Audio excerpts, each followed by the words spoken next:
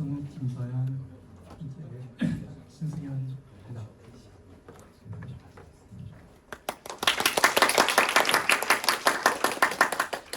입장은 다음 것 같습니다.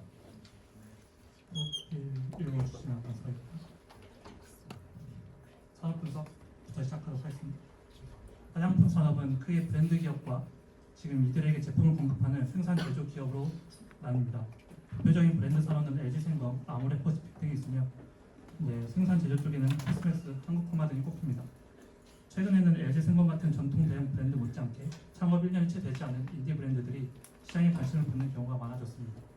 조선민혁, 라운드랩 등이 대표적이며 대부분 ODM사의 생산을 맡기고 마케팅에 집중하는 구조입니다. 그래서 인디 브랜드 매출이 늘면 ODM 수주도 함께 늘어나는 연동된 산업 구조라고 보시면 되겠습니다. 이 구조를 이해하려면 밸류체인을 한번 짚는 것이 좋은데 크게 기획개발, 원료용기, 생산, 유통 네 가지로 나뉩니다. 기획개발은 통상 브랜드사 몫인데 여기서 대형 브랜드와 인디 브랜드의 진입 장벽이 걸립니다. 대형 브랜드는 자체 대규모 생산시설, R&D, 특허 유통망을 갖춰 진입 장벽이 매우 높은 반면에 인디 브랜드는 자본과 아이디어 그리고 ODM과의 네트워크만 있으면 비교적 쉽게 시장에 진입할 수 있습니다. 원료는 에이전트를 통한 매입이 주를 이루고 생산은 흔히 OEM, ODM으로 설명됩니다. OEM은 브랜드가 정한 배합, 디자인, 규격에 따라 단순 생산만 하는 경우이고 ODM 같은 경우에는 제조사가 기술과 레시피를 가지고 브랜드사에 역제안하는 방식입니다. 유통은 전통적으로 브랜드사가 유통사에게 공급해 최종 소비자에게 전달되는 흐름이었는데 그리고 그 과정을 대형 브랜드사가 주도했습니다. 그런데 최근 뉴미디어 마케팅과 H&B, 이커머스가 성장하면서 인디 브랜드도 시장에 대거 진입할 수 있는 토대가 마련되었습니다. 유통 밸류 체인이 대형 브랜드 중심에서 플랫폼, 컨텐츠 중심으로 재편되면서 이제는 빠른 기획력, 제품력, 디지털 마케팅 실행력이 성과를 좌우하는 시장이 됐습니다. 그리고 이 지점이 바로 K뷰티의 강점이 가장 잘 작동하는 구간이고 그 덕에 글로벌 뷰티 시장은 한 자릿수 성장에 머무는 반면 K뷰티는 두 자릿수 성장을 이어가고 있고 미국 전국 편중이 완화되며 수출국이 다변화되고 있으며 한류와 한국 건강 수요 확대까지 맞물리면서 K뷰티의 성장 모멘텀은 더 강화되고 있습니다. 이 같은 시장 변화 속에서 ODM 기업들은 메이저 브랜드 중심 포트폴리오의 성장 한계를 인식하고 인디 브랜드와의 협업 및 육성을 본격적으로 확대하고 있습니다. 이는 인디 브랜드가 소규모 조직 기반으로 트렌드 대응이 빠르고 생산을 ODM의 외주화해 제품 출시 속도를 높일 수 있기 때문입니다. 결국 인디 브랜드는 변화가 빠른 뷰티 시장의 핵심 플레이어로 부상하고 있습니다. 다만 표면적으로는 인디 브랜드가 주인공처럼 보일 수 있겠지만 브랜드 수 폭증과 채널 파편화는 결국 제조 기술력을 가진 ODM 쪽으로 실질적 가치가 모이는 구조라고 볼 수 있겠습니다.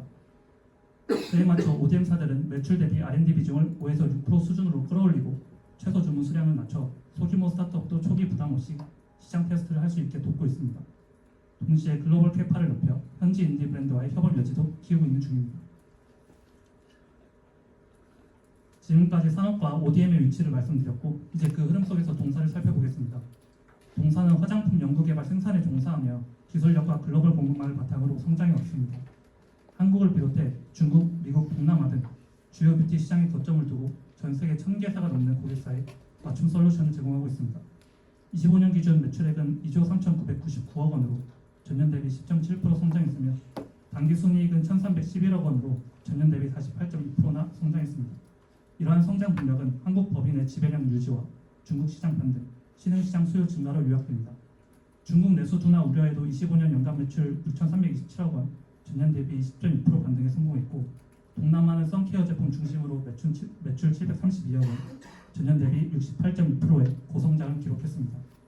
이러한 동사의 핵심 수입원은 당연히 ODM으로 볼 수 있겠는데요. 이는 브랜드사가 제품 개발 단계부터 전적으로 동사에 의존하기 때문에 락인 효과가 크고 자체 보유한 IP를 활용하므로 생산 효율성이 높습니다. 또한 동사는 단순 제형을 넘어 바이오 기술을 접목해 대체하기 어려운 수익 모델을 쌓았고 전 세계 30여 개국 1,300여 개 기업과 거래하며 원자재 조달에서 규모의 경제를 내는 한편 협력사와 원료 용기를 공동 설계 개발해 수급을 안정화하고 사실상 독점적 공급 관계를 쌓아 원가 변동을 줄이는 구조를 갖추고 있습니다.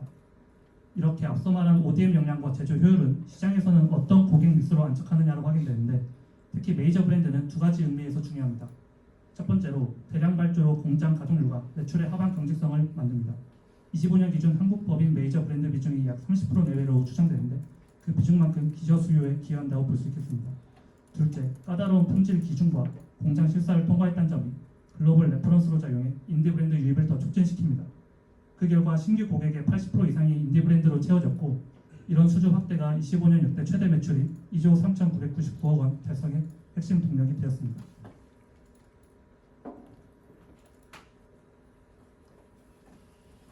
다음으로는 코스맥스의 압도적인 글로벌 생산 경쟁력에 대해 말씀드리겠습니다. 코스맥스는 현재 글로벌 럭셔리 브랜드부터 최근 시장을 주도하는 인디 브랜드까지 전 세계 4천여 개 기업의 제품을 공급하고 있으며 약 26억 개 이상의 총 화장품 생산 능력을 보유한 세계 1위 화장품 ODM 기업입니다. 현재 2027년까지를 목표로 중국, 태국, 인도네시아의 신설 프로젝트를 본격 가동하며 초격차 경쟁력 확보에 박차를 가하고 있습니다. 특히 중국 법인의 경우 완공 시 중국 카파만 약 16억 개를 확보할 수 있을 것으로 추정됩니다. 또한 태국 법인, 인도네시아 법인을 포함한 신공장 프로젝트가 마무리되면 당사의 글로벌 총 카파는 연간 40억 개를 돌파할 전망입니다. 코스맥스의 핵심 경쟁력인 ODM 사업을 넘어 동사는 고객사의 브랜드명과 제품명 등의 브랜드 아이덴티티, 제형 개발, 생산, 유통과 브랜드까지 전 과정을 지원하는 OBM 서비스로 사업을 확장하고 있으며 코스맥스 플러스와 같은 플랫폼을 통해 브랜드 기획부터 생산까지 전 과정을 지원하고 있습니다. 이는 제품 출시 리드 타임을 획기적으로 단축시키기 때문에 인디 브랜드 입장에서는 당사가 가장 빠르고 효율적으로 제품을 출시할 수 있는 파트너입니다.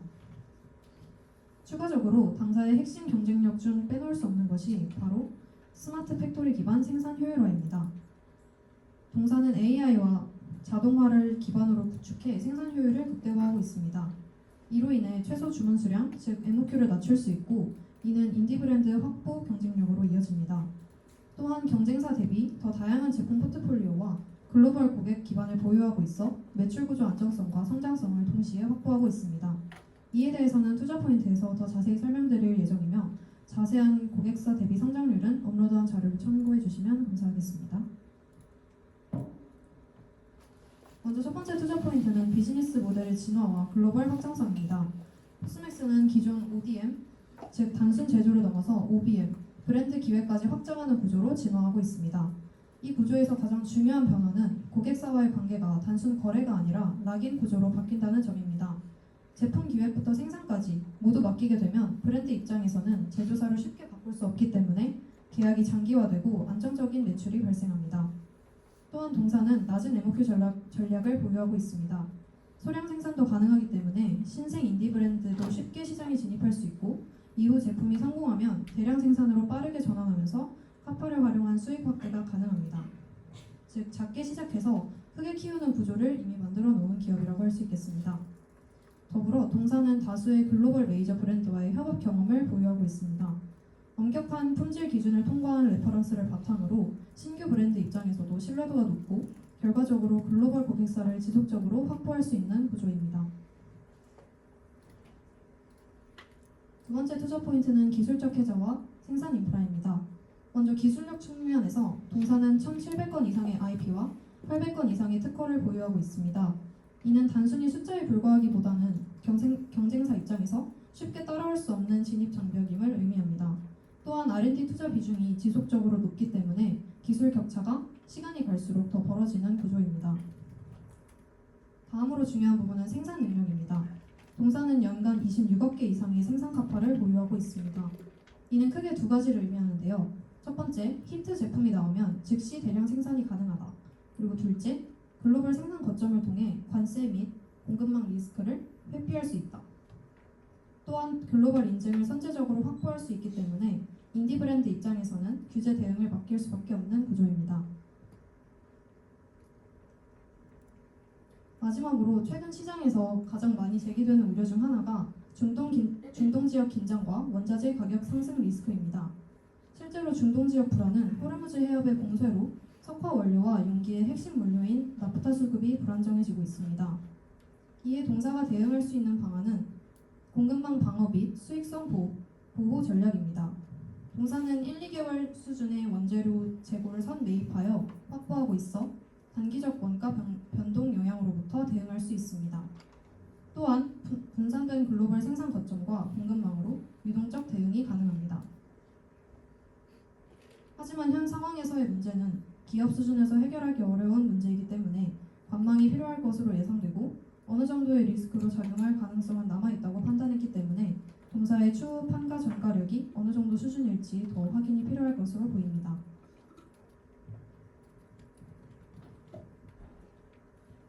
네, 지금부터는 밸류에이션 과정과 목표 주가에 대해서 말씀드리겠습니다. 일반적인 과정과는 다르게 이번 가치평가에서는 매출 원가부터 추정하는 것이 합리적이라고 판단하였는데요. 동사의 향후 실질적인 수익성을 판단하기 위해서는 이제 매출 원가가 얼마나 상승할 것인지를 먼저 추정하고 이제 그 해당 원가 상승분에서 판가 전가율, 그러니까 이제 고객사에게 얼마나 전가가 가능할지를 적용해서 매출 추정 과정에 ASP에 반영했습니다. 네, 그래서 매출 원가에서 가장 큰 비중을 차지하는 부분은 원부재료비이기 때문에 법인별 원재료 매입액과 전체 부재료 매입액으로 분류해서 엄밀하게 추정을 하였습니다.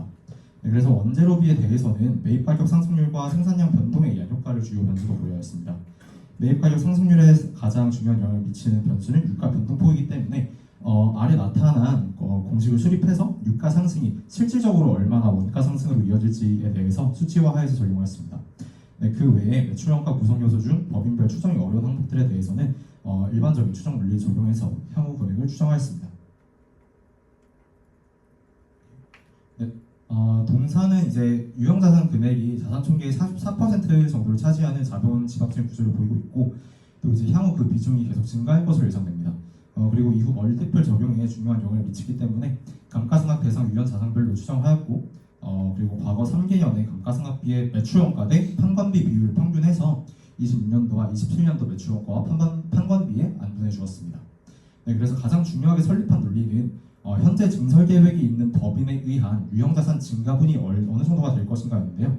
이것에 대해서는 이제 기계장치와 같이 생산과 직접적인 관련이 있는 자산에 대해서 해당 법인의 생산 실적 비중을 곱해주고 언론 보도된 캐파 증가분을 반영해서 다음 회계년도 자산의 증가분을 추정해 주었습니다. 네, 매출 추정인데요. 동사의 경우에는 이제 매출의 90% 이상을 ODM 형태로 발생시키기 때문에 구분되는 사업 부분은 존재하지 않습니다만, 이제 동사의 핵심 전략이 현지 생산 그리고 현지 공급이기 때문에 결국 중요하게 고려해야 할 변수는 각 법인이 속한 국가나 지역별 판매 전망이고, 가치평가 과정에서 이것에 대해서 가장 최근의 추세나 전망을 활용해서 반영하였습니다. 네, 그래서 매출의 경우에는 생산 실적과 ASP의 곱으로 도출될 수 있다고 가정을 하였습니다. 네, 그래서 ASP의 경우에는 먼저 선매입 재고 등에 의해서 즉각적으로는 상승하지 않더라도 3분기부터는 이제 원가 상승 압박에 의해서 오를 것이라고 가정했는데요. 그래서 그 최종적인 상승률에 대해서는 저희가 앞선 매출 원가에서 수립한 수식에다가 평균 판가 전가율을 곱해줘서 법인별로 반영을 해줬습니다. 네, 그리고 생산 실적에 대해서는 법인이 속한 지역별 화장품 수요나 화장품 소비 전망들을 고려해서 상이하게 추정하였습니다. 네. 판관비는 지금 설명드리고 싶은데 시간 관계상 스킵하도록 하겠습니다. 보고서를 참고해 주시면 감사하겠습니다. 네, 마지막으로 예상 주가 노출입니다. 네, 동사의 밸류에이션에 대해서는 이번엔 EV EBITDA 멀티플을 적용하는데요. 일반적인 화장품 브랜드사에는 PER을 적용하는 것과는 다르게 이제 동사는 자산 총계인 약 2조 1,300억 원 중에서 유형자산의 감가상각 누계액 차감 후 장부 금액이 약 9천억 원을 넘어서 거의 절반에 달합니다. 그리고 이제 동사는 앞으로 스마트 팩토리나 로봇 자동화 설비 도입, 또 주요 법인의 캐파 증설로 인해서 유형자산 증가에 의한 감가상각비의 빠른 증가가 예상되는 상황입니다. 이러한 점들을 고려할 때 PER 기법은 당기순이익의 비연금성 비용에 의한 저평가에 의해서 정확한 기업 가치를 반영하기에 한계가 있다고 판단해서 EV EBITDA 멀티플을 적용하였습니다. 그래서 이를 통해 도출된 동사의 목표 주가는 22만 3천 원이고 4월 8일 기준 상승률을 20.28%로 투자 의견 바이를 제시합니다. 다만 이런 수치적인 것보다도 현지 시점에서 동사에 투자할 때 가장 중요하게 고려해야 할 요인은 역시나 이란 전쟁 전환인데요. 만약에 양국 간의 협상에서 큰 진전이 있어서 당장은 아니더라도 호르무즈 해협의 통행의 안전이 확보된다고 하면은 이제 원가 상승 리스크가 어느 정도 해소되고, 또 이제 중동 시장으로도 수출 재개를 할 수 있기 때문에 주가에 추가적인 업사이드가 반영될 가능성이 높습니다. 하지만 아무래도 이제 현상을 고려할 때 그렇지 않을 가능성이 더 높을 것으로 예상이 되고, 또 최악의 경우에는 전쟁이 지속되거나 확산될 가능성도 있습니다. 네, 그래서 이 경우에는 고유가 상황이 고착화됨에 따라서 고물가 상황에 의한 주요 시장의 소비 위축이 사실상 확실시 된다고 가정을 하였습니다. 네, 그래서 결론적으로 중요한 것은 이제 전황 전개에 의한 유가 변동과 그 다음에 동사의 리스크 관리, 나아가서 고객사에 대한 판가 정가율을 확인하고 투자하는 것이라는 의견을 말씀드리면서 이제 발표 마무리하도록 하겠습니다. 감사합니다. 네, 질문 부탁드립니다.